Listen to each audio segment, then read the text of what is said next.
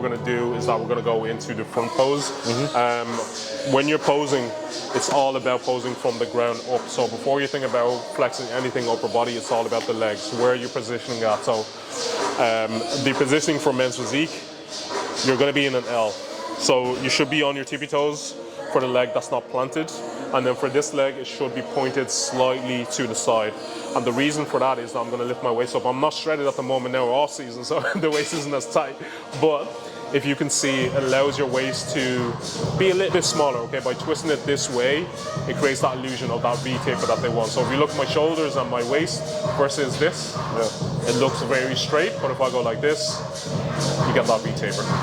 So it's all about foot positioning. There's a slight bend to your knee to allow you to put more force on this leg. And then after you've done that, it's all about hands on the hips, flare out your lats, and then just relax into it. A lot of people, when they get on stage, they try to flex as much as possible. The bad thing about that is that you're not going to last long in this position and your conditioning is going to go off, you're going to get tired. They just want you to be seamless and relaxed. So the only thing that's flexing, my shoulders, you can see my shoulders are popping, my biceps are facing towards the mirror, my lats are spread, my positioning is stuck, and then I'm just holding it. They don't want to see you like fixing too much or moving too much because they're judging you on that pose, and if you're moving about, they can't see. So hold the pose. When they call quarter turn to the right, transition, next. Okay. So we'll go into just the first pose and then quarter turn, and then we'll see how it's looking. Okay. It's good. Perfect. Cool. So this leg should be a little bit further back. So. Good. Perfect.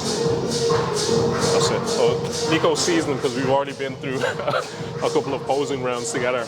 And he did everything absolutely right. Like he focused on his position first, and then after that he focused on what his upper body looks like. His waist is tilted, his upper body is strong and tall, he's standing up tall, he's not like leaning over too much. You know, we're chatting before this and we're talking about the fact that the judges are down below.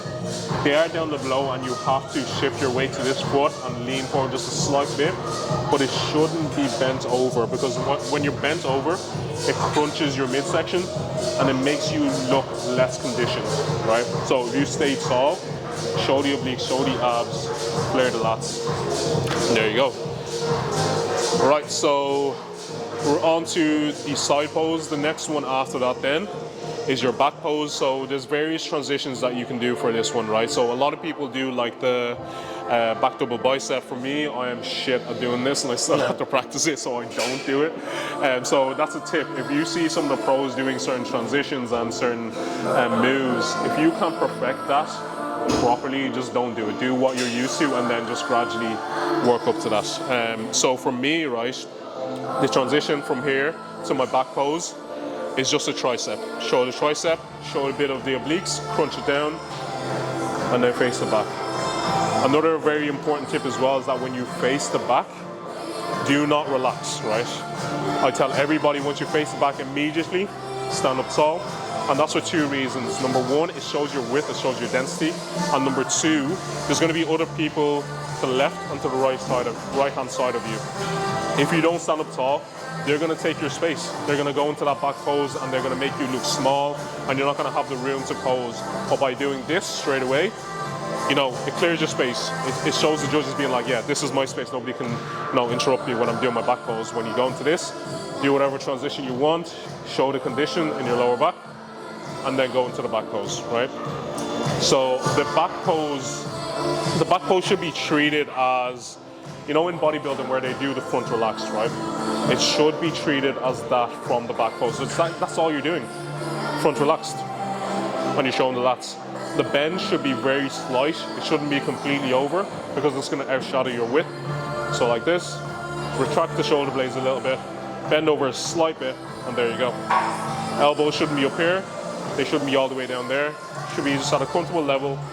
And the only thing that's flaring is your lats. All right, that's it. So we'll go side pose into the back.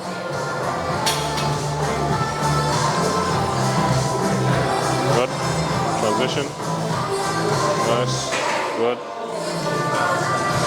Perfect. So, go back into the back on there. Go back into it. Good. Drop this a slight bit. So, and chest up. Good. That's much better. Oh, bro. So the reason it's tough, trust me, posing is very, very tough, and it's one of the reasons why I get guys to pose from the off season, because it's like a workout. When you're on stage, you're going to be sweating, your tan is going to be running, so you just make sure that you're posing, you're getting that endurance built up. But the reason I made those adjustments is because it shows his shoulders from the back a lot more. If you're completely like this, your shoulders from the back is going to be very much flat. You can't really see my shoulders, but I don't know if Oshin can see it in the mirror. But if I put in my elbows a slight bit, drop my arms, you can see my shoulders a lot more from the back as opposed to this. Right? Those tiny little details are really, really important when it comes to showcasing your physique, because you could have a phenomenal physique, and the reason why you might not be placing it is because of your posing. So be careful of that. So that is the back pose. After that, it's all about your transition then to the quarter turn to the right. So going into my back pose here. So the back pose, there's actually two different versions. A lot of NPC shows, a lot of shows you will see will allow you to like flare your arms out like this, but a lot of the national federations will require you to put one hand on your hip, right?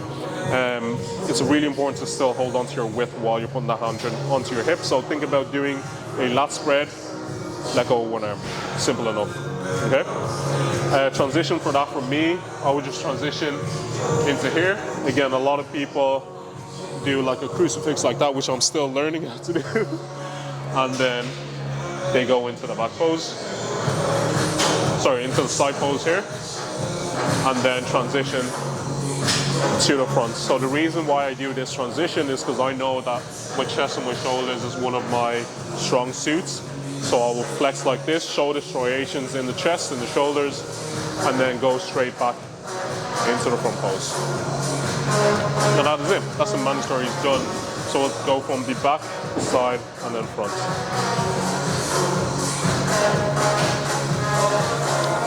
Good. Good. Right. Good. Back to the front. Good. Nice. Good. Perfect. And that is how you pose. Again, there's certain nuances when it comes to it. He was asking me earlier about like, transitions and how long can you spend doing certain things. Look, I do so many things when I'm on stage, but they're only transitions and they're only minuscule, but they actually do make a difference. Stuff like making sure that you smile all the way through, very, very important. Stuff like making sure that you show your confidence. Like on stage, you will see me doing stuff like this.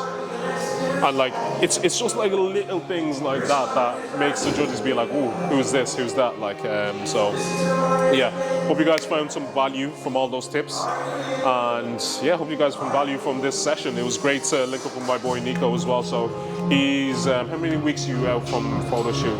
10 weeks out from photo shoot, and then a couple of more weeks out from the show. So he's in prep mode now for pretty much the rest of the year. But I'm sure he's going to absolutely smash it. There's a couple of guys as well. I think 2 other guys doing the same show as you. And hopefully I plan on getting these guys to the internationals, to the worlds, just to get them the experience of what it is like to compete at a high level. And just, I think you'll really be surprised about the community bodybuilding creates. When I was at the Worlds, like, it wasn't like I was just going to compete. It was like I was going with Team Ireland. I was like, there's people from Japan there, America, UK, and we all came together. Like it was amazing. And like it's crazy because in the natural bodybuilding space, I got to the Worlds in my first season, and that's the equivalent of going to the Olympia. Like that's unheard of. Someone who's like just had the first season and like going to Olympia, like you have to spend years. So, you know, when you have a potential like that, you have to use it. And like I see potential in everybody I take on to do a show. I just don't get anybody to compete if you're not ready, if you don't have the physique to do so, if you don't have the proportions to do so. Yes, I'm not going to coach you to a competition. So I know all the guys I have at the moment now are going to do amazingly well. It's just about making sure that they come in condition, they compose well, and they enjoy themselves throughout the process. So yeah, I'm going to do a final wrap up outside, so I'm going to grab all my shit and we're going to go. So I hope you guys find value from the video, but I'm going to wrap it up in a minute. Let's go.